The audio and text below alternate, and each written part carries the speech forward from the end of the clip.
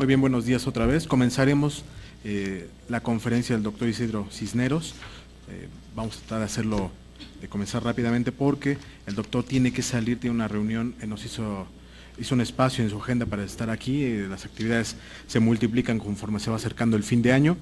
Me permitiría nada más comentar aquí, el doctor Isidro Cisneros presentará justamente la ponencia Derechos Humanos, la conferencia magistral, Derechos Humanos, Tolerancia y Fundamentalismos Religiosos. El doctor Cisneros tiene el grado de doctor en ciencia de la política por la Universidad de Florencia, Italia. Es coordinador de investigación en la Facultad Latinoamericana de Ciencias Sociales en su sede académica de México. Es miembro del Sistema Nacional de Investigadores.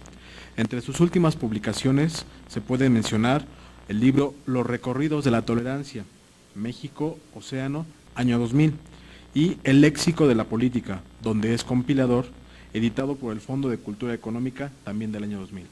Escuchemos por favor al doctor Cisneros, su conferencia. Gracias. Bueno, muchísimas gracias a todos ustedes por acompañarnos el día de hoy. Muchísimas gracias también al maestro Josué Tinoco, que es el autor material e intelectual que ha hecho posible que nos podamos encontrar el día de hoy para discutir estas temáticas que son verdaderamente importantes en el tiempo actual. Yo quisiera, antes de iniciar la discusión sobre el tema de los fundamentalismos religiosos, la tolerancia y los derechos humanos, con unas pequeñas paréntesis, algunos, digámoslo así, apostillas al tema de la tolerancia. La primera cosa que hay que decir es que tolerancia proviene del sustantivo femenino latino tolerantiae, que tiene un significado positivo y un significado negativo. Yo invito a renunciar al significado negativo, que es el significado según el cual la tolerancia significa soportación. Es decir, toleramos algo porque no estamos de acuerdo con ello, pero no nos queda otra cosa más que soportar. Aquí, para abonar la idea de que tenemos que renunciar a esta idea pesimista y negativa de la tolerancia, tenemos que decir que la tolerancia surge de las profundas intolerancias religiosas que ensangrentaron a Europa prácticamente del siglo V al siglo XV, XVI, digamos en la historia de la cultura occidental. Entonces la tolerancia es un producto de las grandes intolerancias religiosas. Primera cuestión que debe quedar clara. Segunda cuestión, nosotros nos vamos a apoyar en una definición de la tolerancia, que yo llamo una definición positiva, que también se deriva del origen etimológico de la palabra, de este sustantivo femenino latino tolerantiae, que quiere decir reconocimiento. Tolerar quiere decir reconocimiento de la diversidad y aceptación con respeto de todo aquello o de todas aquellas personas o grupos que son portadores de diferencias religiosas, étnicas, de orientación sexual, de origen económico, social, de preferencias ideológicas, de adscripción política, etcétera. Entonces, cuando hablemos de tolerancia aquí, vamos a estar hablando de reconocimiento. Segunda cosa, tercera paréntesis brevemente. La tolerancia, como la hemos conocido en los últimos 200 años, sobre todo a partir de los códigos jurídicos, de las constituciones de los países democráticos, se nos presenta como una concepción liberal. Ya lo expresaba muy bien el gran filósofo de la Ilustración francesa, Voltaire, cuando decía: yo puedo estar en contra de lo que tú digas, pero defenderé hasta la muerte tu derecho a decirlo. Con esto él estaba dando pie a una concepción de la tolerancia que se iba a prolongar por lo menos durante 2 siglos, y es aquella idea de que la tolerancia es un elemento que tiene que ver con los individuos. Yo te tolero para que tú me toleres. Esta concepción de la tolerancia, en mi opinión, se ha agotado y tenemos que dar un paso adelante para imaginarnos una nueva concepción de la tolerancia, ya no de carácter liberal, que acentuaba los derechos de la persona, del individuo, del ciudadano, sino que tenemos que imaginarnos una concepción multicultural de la tolerancia, en donde el respeto y el reconocimiento ya no se fundamente solo en los individuos, sino que ahora tiene una expresión que alcanza a los grupos. Dicho de otra manera, la tolerancia liberal se articulaba con los derechos políticos, civiles, sociales. La tolerancia multicultural, que será la tolerancia del siglo XXI, si es que queremos verdaderamente responder a la pregunta que formula el gran sociólogo francés Alain Touraine acerca de si podremos vivir juntos, yo sostengo la hipótesis de que la tolerancia multicultural, aquella tolerancia que reconoce y respeta los derechos de los grupos y que por lo tanto da vida a lo que actualmente se llaman derechos culturales, es hoy una temática que tenemos que discutir. Pues bien, hecho este preámbulo, yo quiero presentarles el día de hoy esta temática de los derechos humanos, la tolerancia y los fundamentalismos religiosos, porque me parece que la coyuntura actual nos exige pensar, nos exige entender antes que juzgar. Entonces vemos los periódicos que están plagados de anatemas, vemos un crecimiento de la xenofobia y del racismo contra algunos grupos religiosos, en este caso concreto los grupos musulmanes, y entonces creo que es una buena oportunidad para intentar de entender este problema, porque como insisto, antes de juzgar es necesario entender. Entonces daré lectura a este breve material. E inicio con una pregunta: ¿pueden los derechos del hombre, en cuanto tales, ser derechos universales? ¿Tiene sentido hablar de derechos del hombre islámico en contraposición a los derechos del hombre en las democracias occidentales? El Islam tiene una identidad política y religiosa que representa una absoluta alteridad cultural e ideológica que lo contrapone al mundo llamado occidental.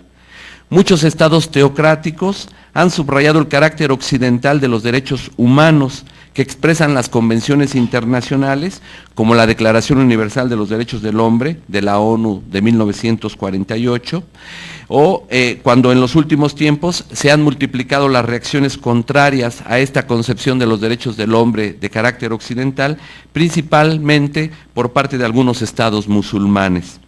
En diversas reuniones internacionales se ha analizado el tema y los países islámicos han sostenido que una cosa es el carácter occidental de los derechos humanos expresados en esas declaraciones internacionales y que otra cosa muy distinta son los derechos humanos asiáticos o musulmanes, y que representan estos, nos dicen, valores propios de culturas que son portadoras de una diversa jerarquía ética y por lo tanto de una concepción radicalmente distinta de la relación entre individuo y comunidad como la entendemos en las democracias occidentales.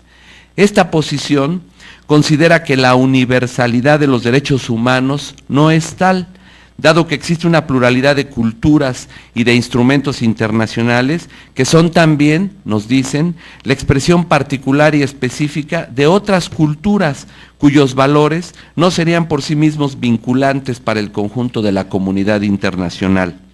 En una perspectiva concretamente política, esta es una posición culturalista que es utilizada por algunos gobiernos musulmanes para justificar prácticas políticas y legislativas que, por decirlo menos, no son congruentes con cuanto prescriben las diferentes declaraciones universales sobre los derechos humanos.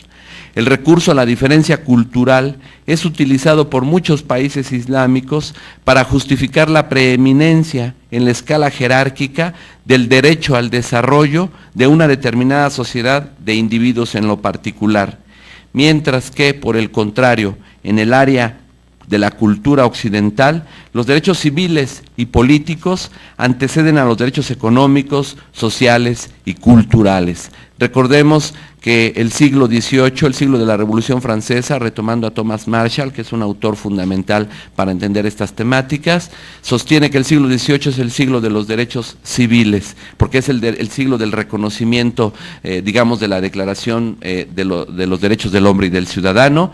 El siglo XIX sería el siglo de los derechos políticos, la formación de los partidos políticos de masas y la expansión del sufragio universal, mientras que el siglo XX sería el siglo de los derechos sociales, el siglo del welfare state.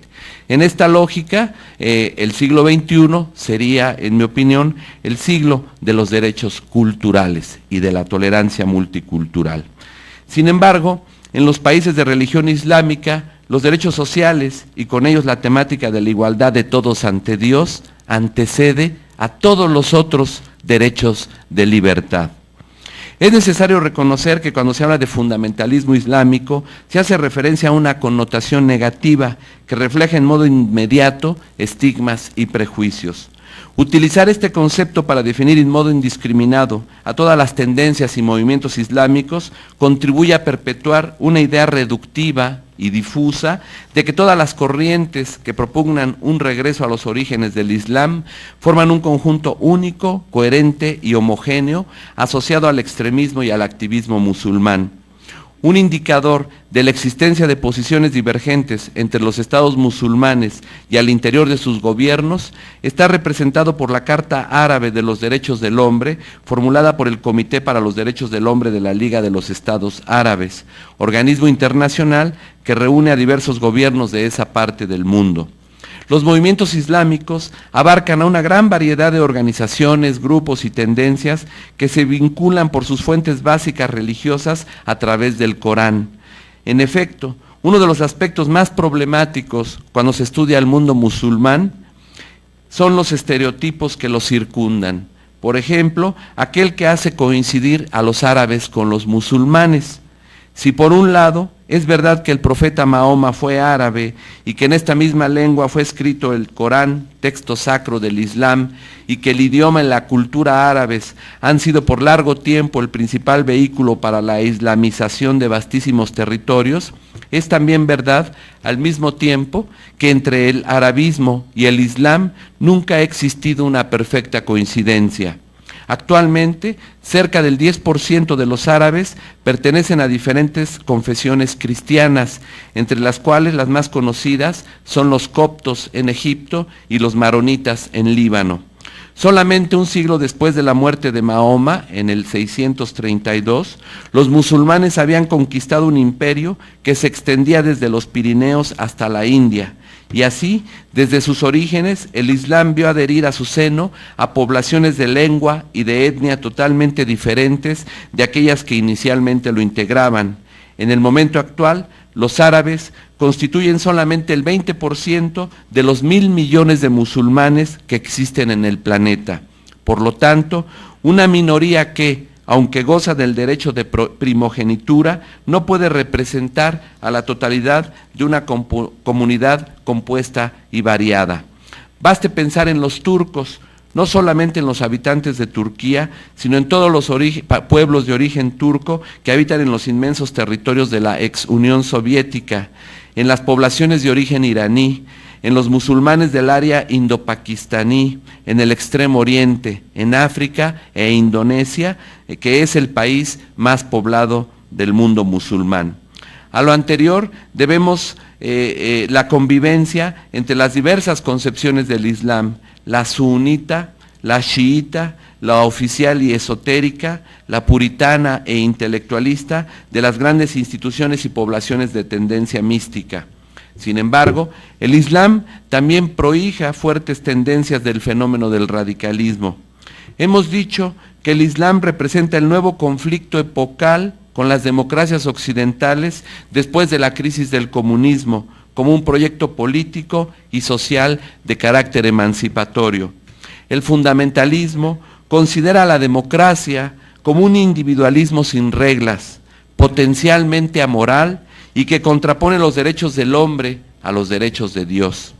El fundamentalismo considera que la libertad de conciencia resulta lesiva para los intereses derechos de la comunidad musulmana, identificada como comunidad religiosa y política.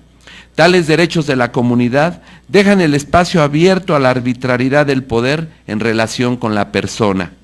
La interpretación y aplicación de tales derechos representan una prerrogativa exclusiva de quienes detentan el poder político o religioso, convirtiéndose en un instrumento para limitar la libertad de expresión, de acción política y de muchos otros derechos.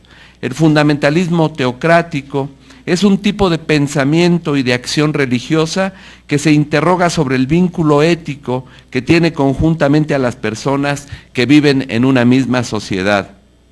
Una sociedad entendida como una totalidad de creyentes comprometidos en cualquier campo de la vida social.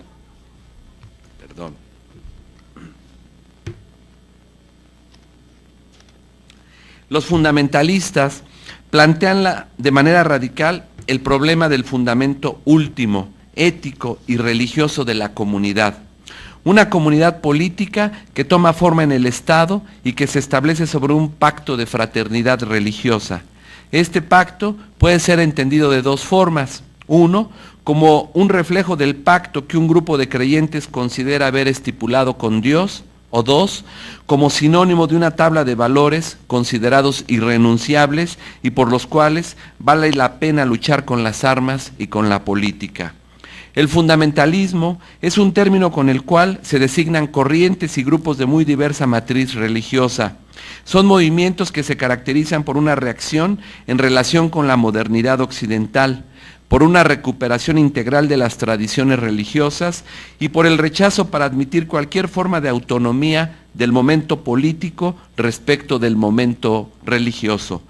El fundamentalismo no es solo islámico, también existe en relación con el hebraísmo, el protestantismo, el catolicismo e incluso con el hinduismo. Casi siempre el fundamentalismo es sinónimo de fanatismo religioso y de violencia sacra. A veces se lo interpreta como un intento de imposible regreso al pasado, a los míticos orígenes de un credo religioso incompatible con el mundo moderno. Arcaico e intolerante, el fundamentalismo puede ser fácilmente encontrado en muchas de las grandes religiones mundiales. Otras actitudes religiosas de cerrazón a la modernidad son el integrismo, el integralismo, el tradicionalismo, el esencialismo y el conservadurismo.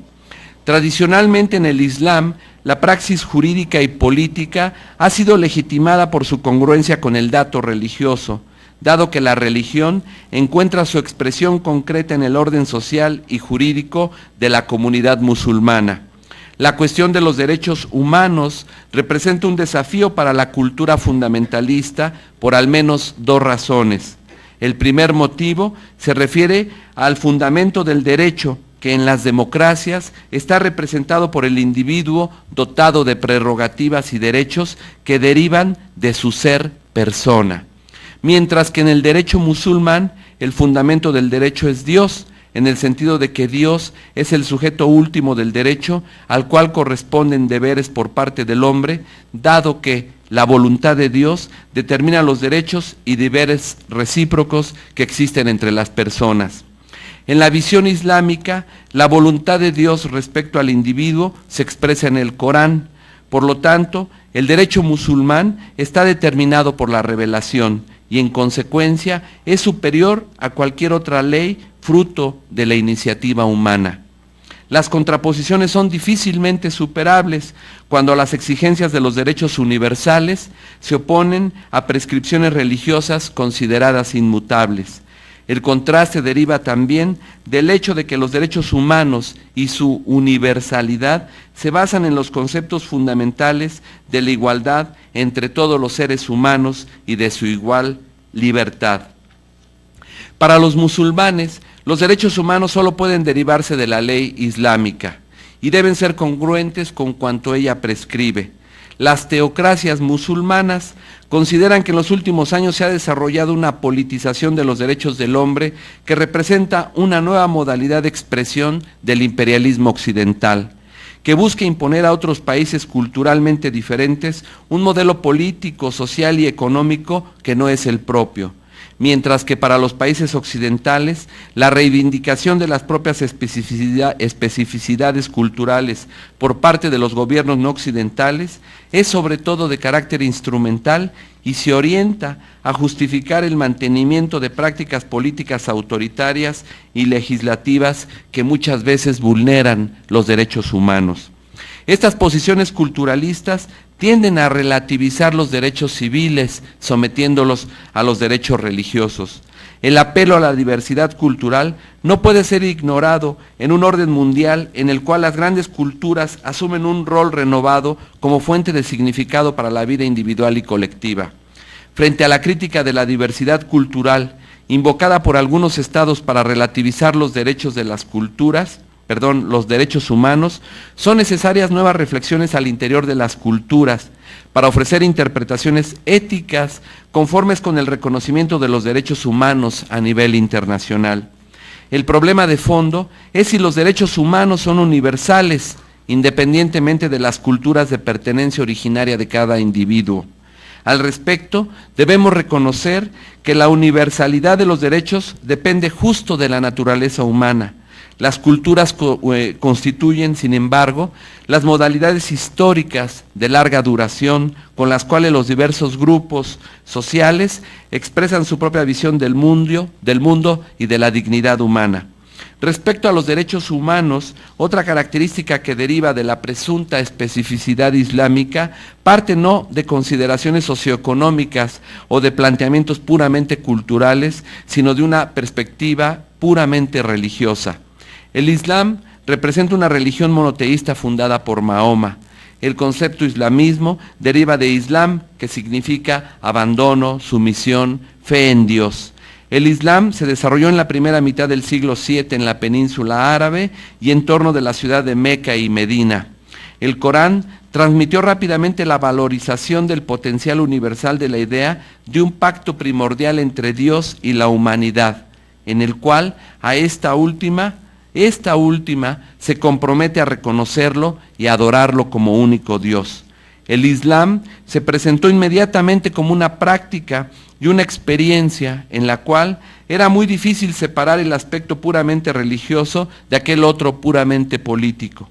Y desde entonces, la tarea de los jefes políticos es proteger y, si es posible, expandir el Dar al-Islam, es decir, la casa del Islam, hacia los territorios de los infieles, para lo cual se debe promover el Dar al-Harb, o sea, la casa de la guerra.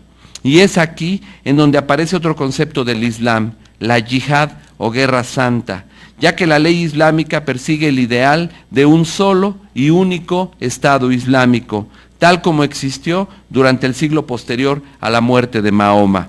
El fin último de la yihad no es, como se consideraba a menudo en la literatura medieval, la conversión de por la fuerza de los infieles, sino más bien la expansión y la defensa del Estado Islámico.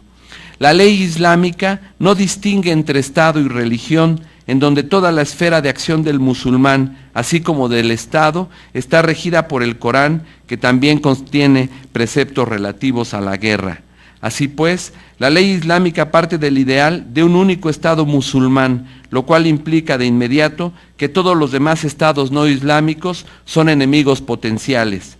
Para concluir, quisiera señalar algunos ejemplos de países en donde los grupos fundamentalistas han ampliado el límite teológicamente permitido de la yihad hasta combatir contra civiles desarmados, mujeres y niños, que la tradición religiosa no identifica con los enemigos.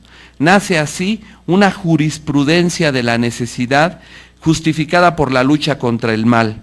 El aspecto simbólico de la yihad asume verdaderamente una dimensión simbólica muy relevante. Por ejemplo, en Argelia, las víctimas son asesinadas después de un ritual bien preciso que los asemeja a animales impuros. El degollamiento, la decapitación y la cremación de los cadáveres que forman parte de este ritual permiten el asesinato lícito de la víctima, que como el animal es purificada mediante el corte en la garganta, haciendo además imposible su recomposición corporal, que el Islam considera necesaria para el día del juicio final, y anticipa a sus víctimas el tormento de fuego prometido por Dios a quien reniega de él. En el caso palestino, otro ejemplo, grupos como el Movimiento de Resistencia Islámica Hamas, que significa literalmente fervor, promueven a partir del último decenio del siglo XX una yihad en forma de martirio. El martirio de los jóvenes militantes radicales asume la función de indicar al pueblo palestino, pero también al entero mundo musulmán, cuál es la tarea de los auténticos creyentes cuando el Islam está en peligro. En Afganistán, los talibán, estudiantes de teología, así llamados porque sus líderes provienen de seminarios religiosos, las Mazra, establecieron un régimen zariático en los territorios que controlaron después de la derrota de los soviéticos que habían invadido su país en 1979. Esta nueva teocracia fue todavía más rígida que el régimen wahabita establecido en Arabia Saudita. Los talibán adoptaron una serie de medidas antimodernas de manera tal que las mujeres fueron expulsadas de la arena pública y obligadas a abandonar su trabajo. También fueron obligadas a adoptar el chador o la burka, que es un velo integral que no permite ni siquiera ver los ojos, y largos vestidos que les cubren hasta los tobillos. En la radio solo se puede escuchar música religiosa. Los talibán prohibieron cualquier reproducción de imágenes humanas, incluidas las de la televisión, por ser consideradas acciones que podrían poner en discusión la unicidad de Dios. Otro ejemplo particularmente grave en Arabia Saudita, en donde las violaciones del derecho de la libertad religiosa de los no musulmanes sunitas es muy grave, ya que ninguna forma de culto público o privado les es concedida. Es decir, la ley establece que no existe la libertad de conciencia religiosa ni públicamente en los templos, ni siquiera en la intimidad del hogar. Otro ejemplo de intolerancia musulmán lo representa Pakistán, en donde los ciudadanos no musulmanes no pueden votar en las elecciones para las asambleas legislativas integradas, de acuerdo otra vez con la ley islámica, solamente por musulmanes. Las sociedades islámicas se caracterizan en muchas regiones del mundo por formas de gobierno autoritarias y muy seguido con una acentuada personalización del poder que se legitima sobre una base religiosa.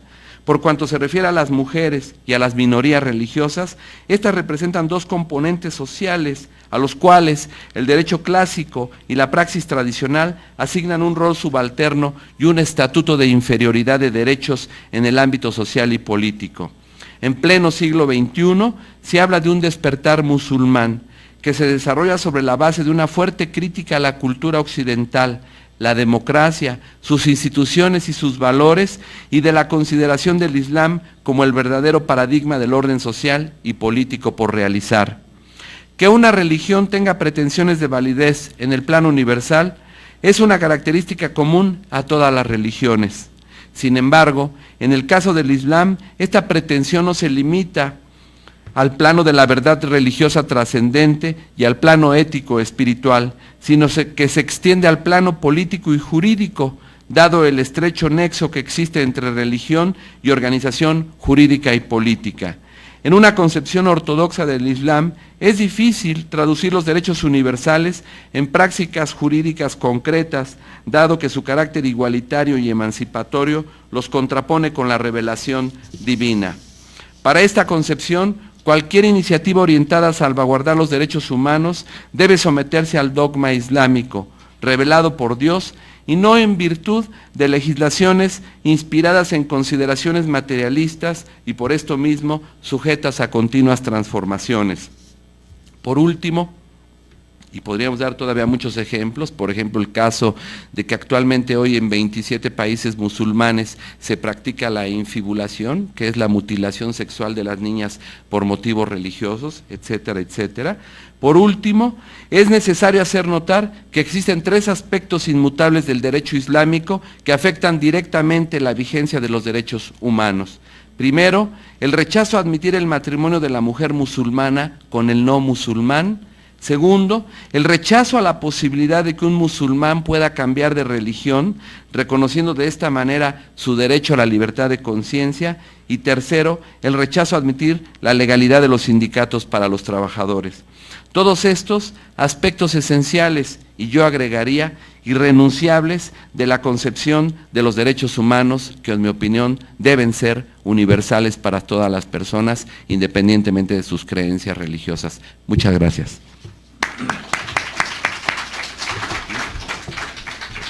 Muchas gracias, doctor Isidro Cisneros. Le agradecemos su presencia, su excelente ponencia, su excelente trabajo, que nos abre a la discusión sobre las formas justamente de vivir en la tolerancia, de vivir en la diversidad. Le agradecemos mucho. Entonces, en este momento terminamos aquí la mesa. Dos preguntas, si hubiera dos preguntas, el doctor tiene tiempo para algunas preguntas. ¿Alguien? Perdón, pero es que estoy ahorita mismo clonado en otro seminario y me toca intervenir a la 1, pero con mucho gusto, si alguien quiere intervenir, o comentar, o debatir, o a refutar, adelante. Carmen.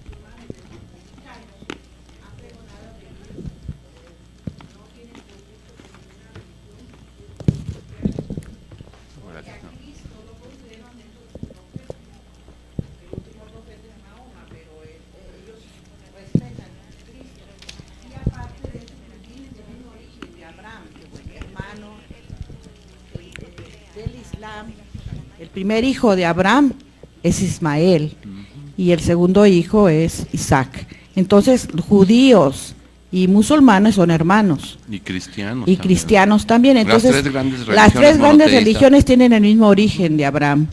Entonces, el conflicto, yo creo que, claro, se ha dado porque han sido perseguidos, porque han sido masacrados, por muchas cuestiones más bien de tipo social, no quizás tanto de las escrituras, no, nada más era mi inquietud respecto al pasado. Y ahorita también creo que dentro del mismo Islam hay muchas corrientes, no es los talibanes, bueno, es un pueblo muy sufrido, etcétera, pero también hay mucha propaganda política de los medios que también están deformando la visión del Islam. Y para darle un dato, la imagen que sale después de que las torres son bombardeadas es la imagen de unos niños palestinos festejando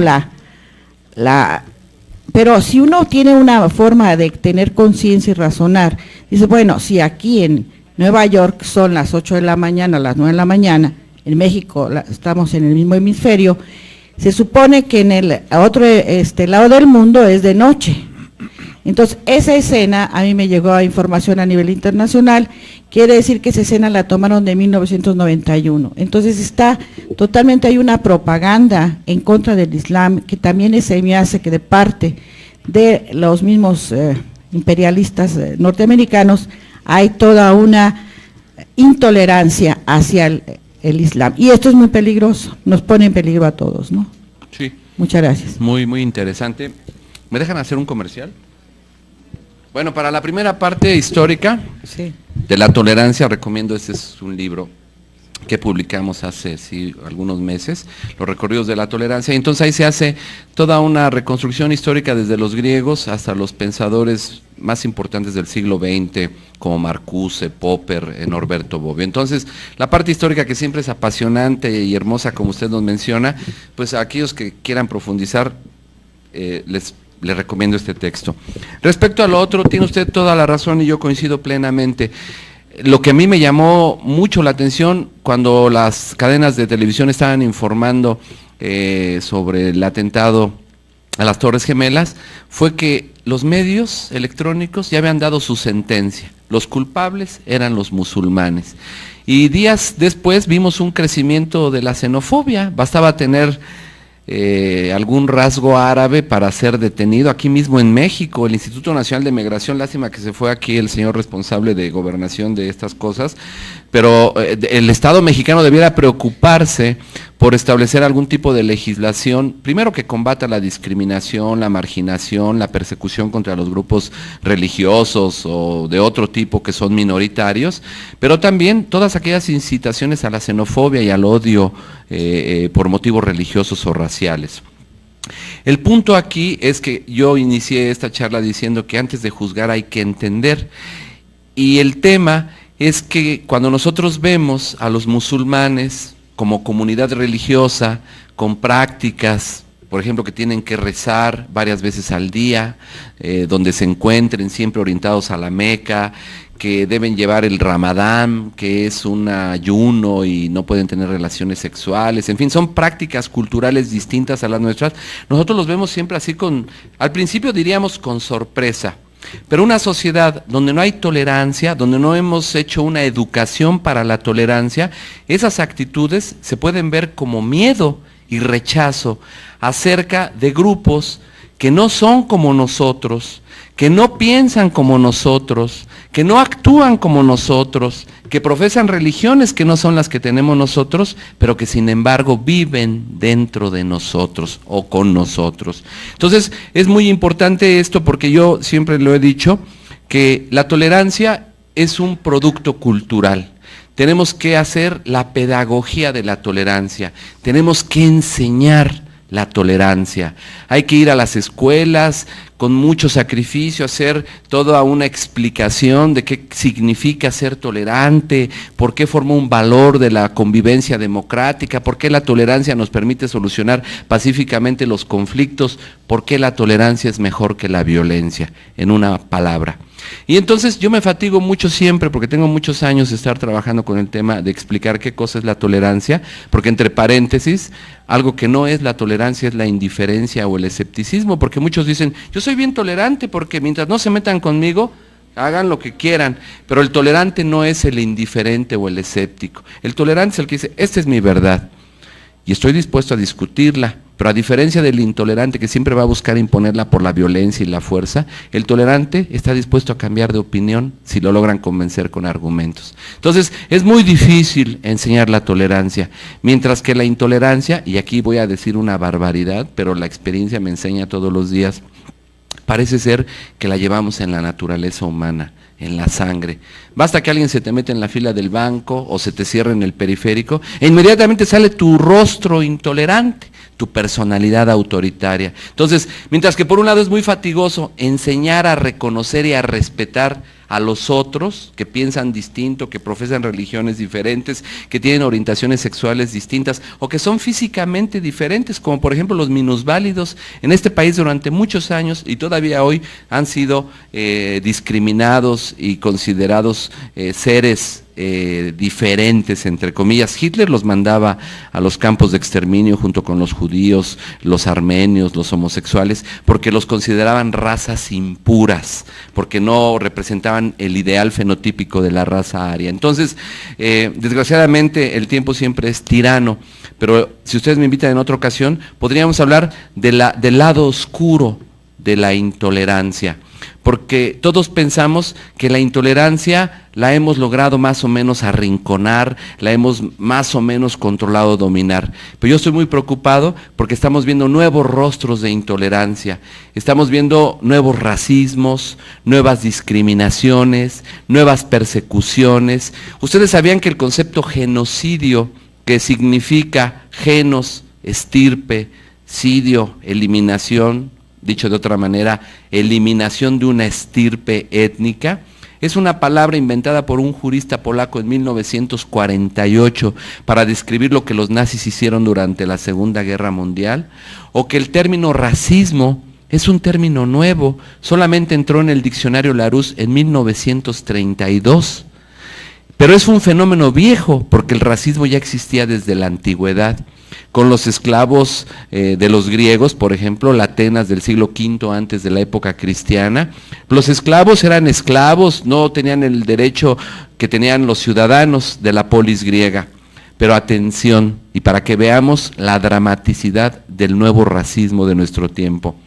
En aquella época, en esos hace ya 25 siglos, las personas que eran esclavos, pero no eran perseguidos por su condición de esclavos.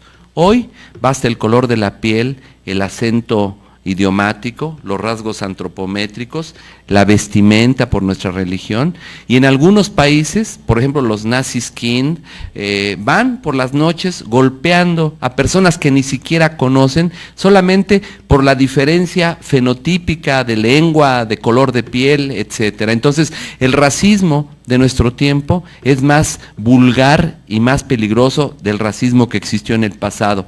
Hace 10 años a los migrantes mexicanos que iban a los Estados Unidos, pues los tomaban presos, sí, los golpeaban y los echaban de regreso. Hoy se organizan cacerías, ¿no? Los granjeros del sur de Arizona a través de internet organizan cacerías de indocumentados los fines de semana. Entonces, si antes te detenían, hoy te disparan por la espalda. Y esas son nuevas formas de racismo, nuevas formas de persecución, nuevas intolerancias. Y entonces nuestra misión es estudiarlas para combatirlas.